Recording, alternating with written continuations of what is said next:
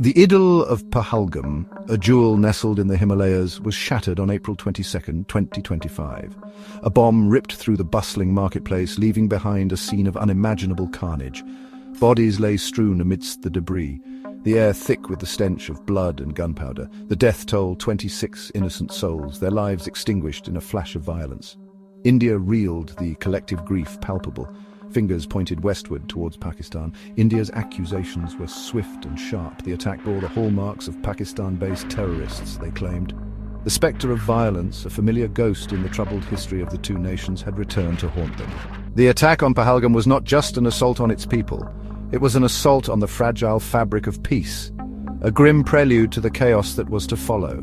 The attack in Pahalgam was a stark reminder of the volatile relationship between the two nuclear-armed neighbors. The India-Pakistan rivalry, etched deep in the blood-soaked soil of partition, had once again reared its ugly head. As the nation mourned its dead, a collective sense of anger and retribution began to simmer. The drums of war, silent for what seemed like an eternity, began to beat again, their ominous rhythm echoing across the plains and valleys of the subcontinent. The attack on Pahalgam had opened a Pandora's box of fear and uncertainty, and no one knew what horrors awaited them. The attack in Pahalgam was not an isolated incident, it was a spark in a tinderbox ready to ignite. The fragile peace that had held for what seemed like an eternity was shattered, leaving behind a dangerous void. The attack brought back painful memories of past conflicts, of lives lost and futures destroyed. The ghosts of the past had returned to haunt the present, casting a long and ominous shadow over the future. India's response was swift and merciless. Dubbed Operation Sindoor, it was a carefully calibrated display of military might designed to punish and deter. Missiles rained down on suspected terrorist camps across the line of control in Pakistan-administered Kashmir. The Indian Air Force roared into action, their fighter jets streaking across the skies on bombing sorties. Targets were carefully chosen: military installations, terrorist training camps, an attempt to limit civilian casualties, at least on paper. The world watched with bated breath as the situation escalated with terrifying speed. India, still reeling from the Pahalgam attack, was determined to make its point. Pakistan, for its part, denied any involvement in the attack, crying foul at what it called unprovoked aggression. The rhetoric on both sides grew increasingly bellicose, fueled by decades of mistrust and animosity. The situation was a tinderbox, and the flames of conflict, once ignited, threatened to engulf the entire region. Pakistan, facing an onslaught from its neighbor, was not one to back down. Retaliation was swift and fierce. The Pakistani military, claiming to have shot down Indian drones and fighter jets, launched its own series of strikes against Indian army checkpoints. Shelling across the line of control intensified, turning the disputed border into a hellscape of exploding shells and tracer fire.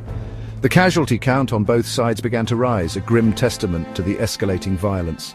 Amidst the chaos and carnage, a chilling new element emerged: the use of advanced weaponry. Pakistan, flexing its military muscle, claimed to have deployed its Chinese-made J-10C fighter jets, raising the stakes in the conflict. The skies over Kashmir, once filled with the serene beauty of the Himalayas, were now a battleground for sophisticated war machines. The conflict, once a localized affair, threatened to spiral into a wider conflagration, dragging the region and the world along with it. The world watched in horror as the two nuclear-armed neighbors edged closer to the brink. The United States, its own history littered with disastrous interventions, urged both sides to exercise restraint. The United Nations, often criticized for its toothlessness, issued a desperate plea for dialogue. Turkey, a longtime ally of Pakistan, expressed its support, further inflaming tensions. But amidst the diplomatic scrambling, the reality on the ground remained grim. The line of control, a 450-mile scar that divided the two nations, was ablaze. The conflict was not just playing out on the battlefields, it had seeped into the homes and hearts of ordinary citizens. In India, schools were closed in Kashmir and Punjab, the air thick with fear and uncertainty. Airports were shut down, flights cancelled as the shadow of war loomed large. Social media, once a platform for connection and entertainment, became a battleground for propaganda and hate. Pakistan, too, felt the tremors of the escalating conflict. The airspace was temporarily closed, and the spectre of war hung heavy in the air. The situation was a stark reminder of the human cost of conflict, a cost that transcended borders and ideologies.